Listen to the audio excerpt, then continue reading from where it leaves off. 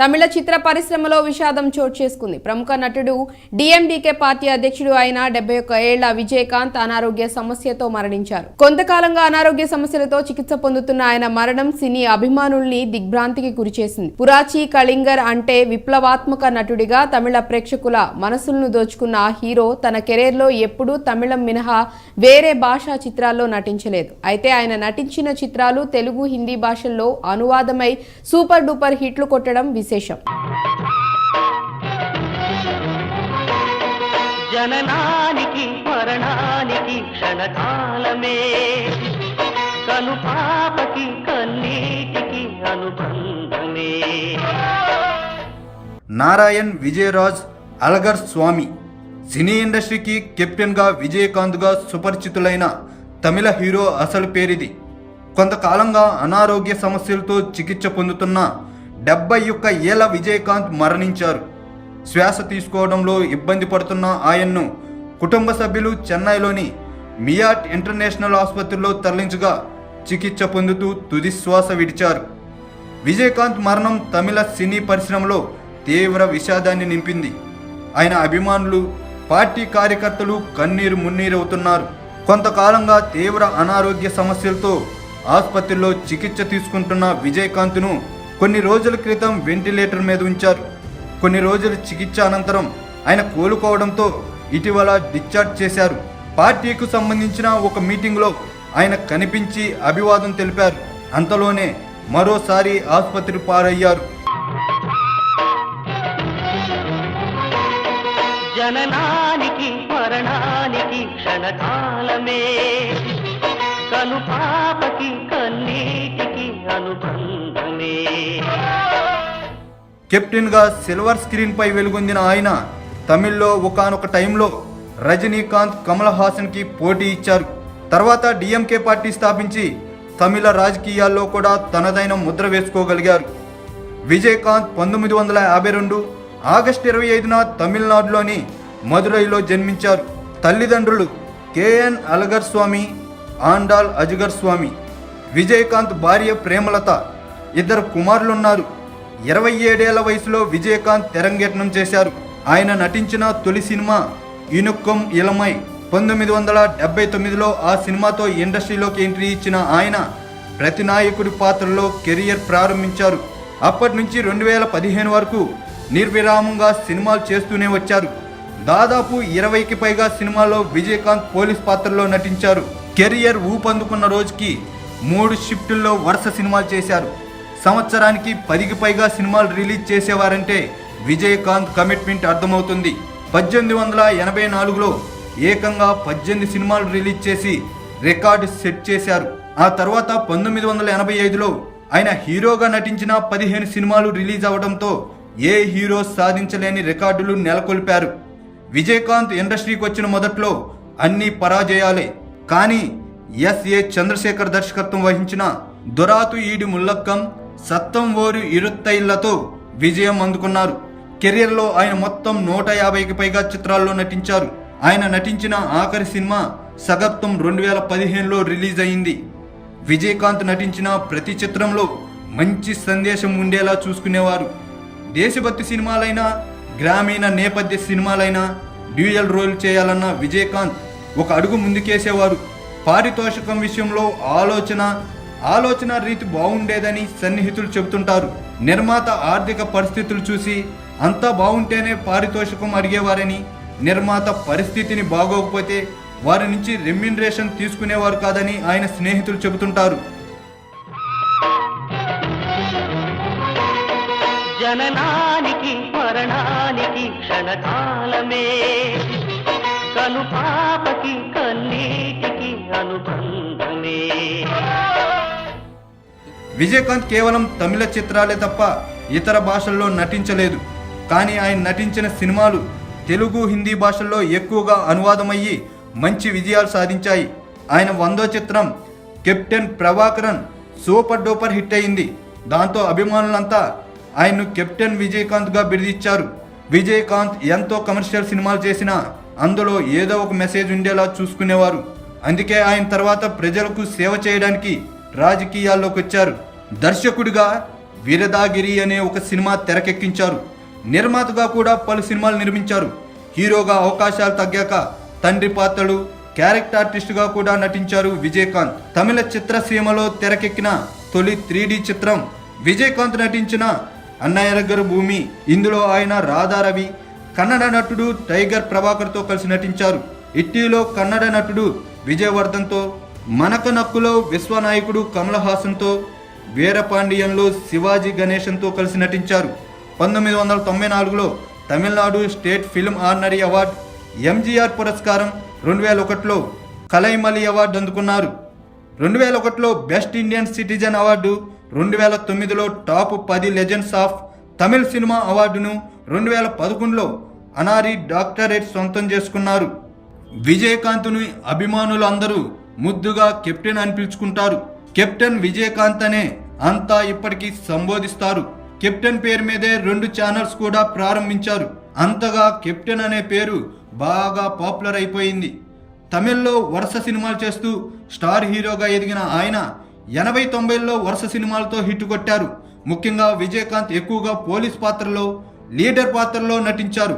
1991లో వచ్చిన కెప్టెన్ ప్రభాకరన్ అనే commercial cinema భారీ విజయం సాధించింది.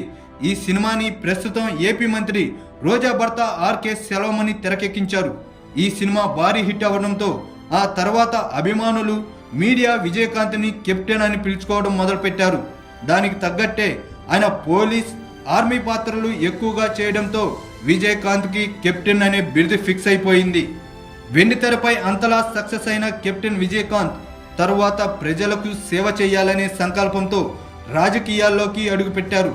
2005లో డిఎంకే పార్టీని స్థాపించి 2006, 2011లో తమిళనాడు అసెంబ్లీ ఎన్నికల్లో పోటీ చేసి గెలుపొందారు. అందుకే ఆయన మరణం అందరినీ దిగ్భ్రాంతికి గురి చేస్తుంది. జననానికి మరణానికి క్షణకాలమే, కను పాపకి కన్నీటికి అనుబంధమే. సిల్వర్ స్క్రీన్ పై సక్సెస్ఫుల్ గా రాణించిన కెప్టెన్ విజయకాంత్ పాలిటిక్స్ లో మాత్రం ఆ స్థాయిలో రాణించలేకపోయారు. అయితే పార్టీ అధినేత ఎలా ఉండాలో అన్న విషయంలో ఆయన ఎందరికో మార్గదర్శకులయ్యారనే చెప్పాలి. ఎన్నికల విజయంతో సంబంధం లేకుండా పార్టీపై పట్టు సడలకుండా చివరి వరకు నడిపిస్తూ వచ్చారు తమిళ కెప్టెన్. సినీ ఇమేజ్తో పొలిటికల్ ఎంట్రీ ఇచ్చి దుకాణాలు సర్దేసిన వారిని మనం చూస్తూనే ఉన్నాం. అయితే ప్రజలకు సేవ చేయాలనే సంకల్పంతో రాజకీయాల్లోకి అడుగుపెట్టిన విజయకాంత్ పవర్తో సంబంధం లేకుండా పార్టీ మనుగడ కోసమే పనిచేసి రియల్ కెప్టెన్ అనిపించుకున్నారు.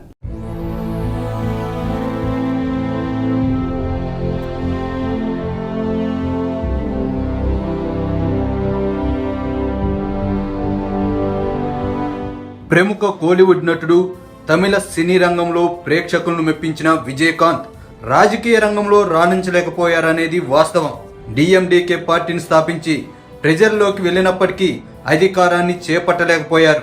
సినిమా హీరోగా అనేక విజయాలు అందుకున్న విజయకాంత్ రాజకీయాల్లో మాత్రం అనేక ఒడిదుడుకులు ఎదుర్కొన్నారు. ప్రత్యర్థుల విజయాన్ని డిసైడ్ చేసే స్థాయికి వెళ్ళినప్పటికీ అధికారాన్ని చేజిక్కించుకోలేకపోయారు. 2011 నుంచి 2016 వరకు తమిళనాడు శాసనసభలో ప్రతిపక్ష నేతగా ఉండటమే ఆయన రాజకీయాల్లో సాధించిన గొప్ప విజయం. ప్రజలకు సేవ చేయాలనే ఉద్దేశంతో విజయకాంత్ రాజకీయాల్లో అడుగుపెట్టారు. 2005లో మదురైలో డిఎండికే పార్టీని స్థాపించారు. పార్టీని స్థాపించిన మరుసటి ఏడాది 2006లో జరిగిన తమిళనాడు అసెంబ్లీ ఎన్నికల్లో మొత్తం 234 స్థానాల్లో డిఎండికే అభ్యర్థులను బరిలోకి దింపారు. కానీ ఆ ఎన్నికల్లో డిఎండికే పార్టీ ఘోర పరాజయాన్ని చవిచూసింది.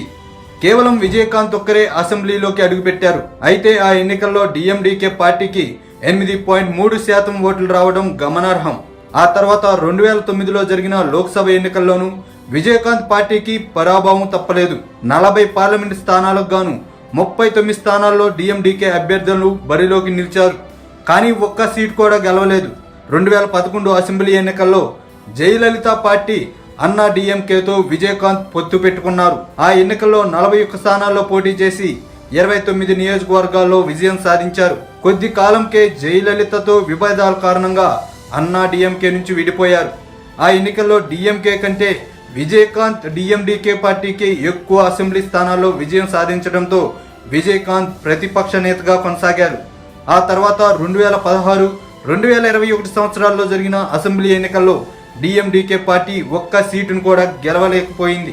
అయితే 2014 పార్లమెంట్ ఎన్నికల్లో బీజేపీతో విజయకాంత్ పార్టీ పొత్తు పెట్టుకుంది. ఆ ఎన్నికల్లో డిఎండికే 14 స్థానాల్లో పోటీ చేసినప్పటికీ ఒక్క సీటు కూడా గెలవలేకపోయింది. ఎన్నికల సమయంలో ఎన్డీఏ నేతల సమావేశంలో విజయకాంత్ పేరును ప్రస్తావించిన మోడీ తన ఆప్త మిత్రుడిగా పేర్కొన్నారు.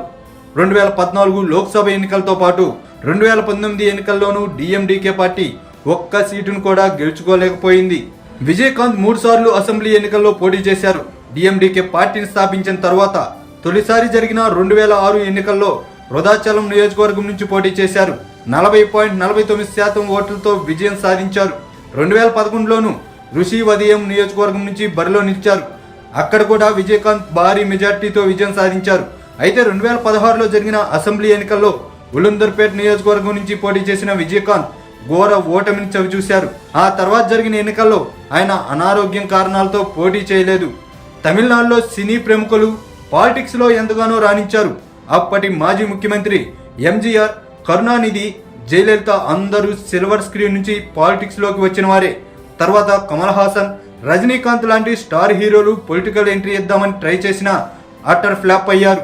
అదే కోవలో సొంత పార్టీ పెట్టుకున్న విజయకాంత్ కూడా పెద్దగా సక్సెస్ కాలేకపోయారు.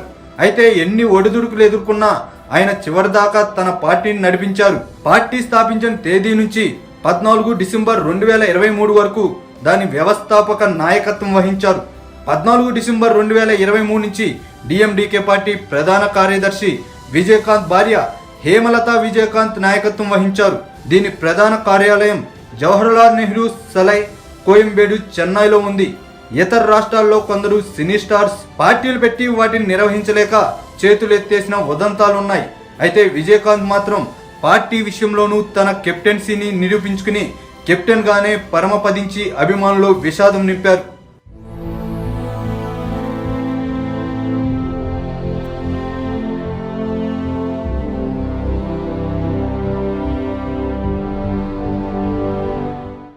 తమిళ స్టార్ హీరో డిఎండికే పార్టీ వ్యవస్థాపకుడు విజయకాంత్ గత కొన్ని రోజులుగా ఊపిరితిత్తులకు సంబంధించిన తీవ్ర అనారోగ్య సమస్యతో చికిత్స పొందుతూ కన్నుమూశారు.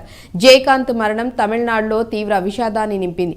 ఈ హీరో కమ్ పొలిటీషియన్ మృతికి ప్రధాని మోడీ సహా వివిధ రాష్ట్రాల పొలిటీషియన్లు సంతాపం తెలుపుతున్నారు. నిజంగా సినీ ఇండస్ట్రీకి విజయ్ కుమార్ మరణం పెద్ద విషాదమే. ఆ క్రమంలో ఆయన జీవితం గురించి 10 ముక్కల్లో కొన్ని విశేషాలు తెలుసుకుందాం.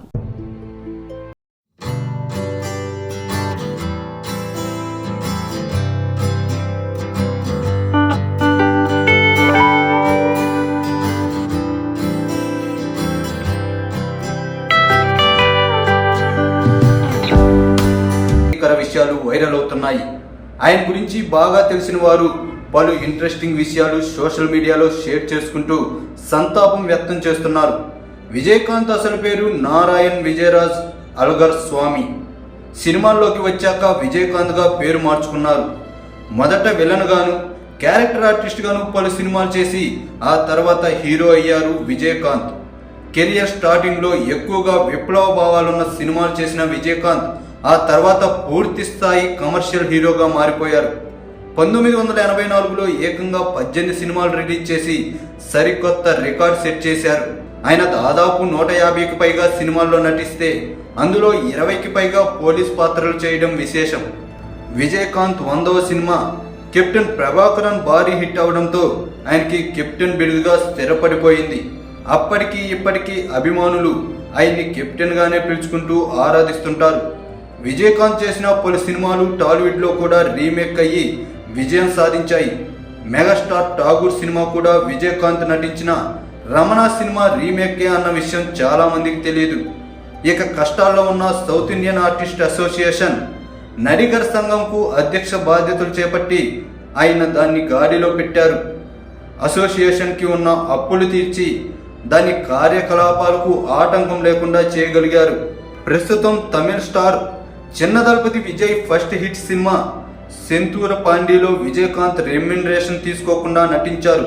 అలాగే దర్శకుడిగా ఒక సినిమా, నిర్మాతగా పలు సినిమాలు నిర్మించారు Vijayakanth. Captain TV, captain news అనే 2 ఛానల్స్ ని స్థాపించి తనకున్న కెప్టెన్ పేరుని చిరస్మరణీయంగా మార్చగలిగారు విజయకాంత్. తమిళ్లో తెరకెక్కిన తొలి 3D సినిమా అన్నయ్య భూమిలో విజయకాంతే హీరో. తన సినిమాలకు అనేక అవార్డులు అందుకున్నారు. 2001లో తమిళ ప్రభుత్వం అత్యున్నత అవార్డు కలైమామణి విజయకాంత్కు ఇచ్చి సత్కరించారు. బెస్ట్ ఇండియన్ సిటిజన్ అవార్డు కూడా అందుకున్నారు. విజయకాంత్ 3 సార్లు తమిళనాడు అసెంబ్లీ ఎన్నికల్లో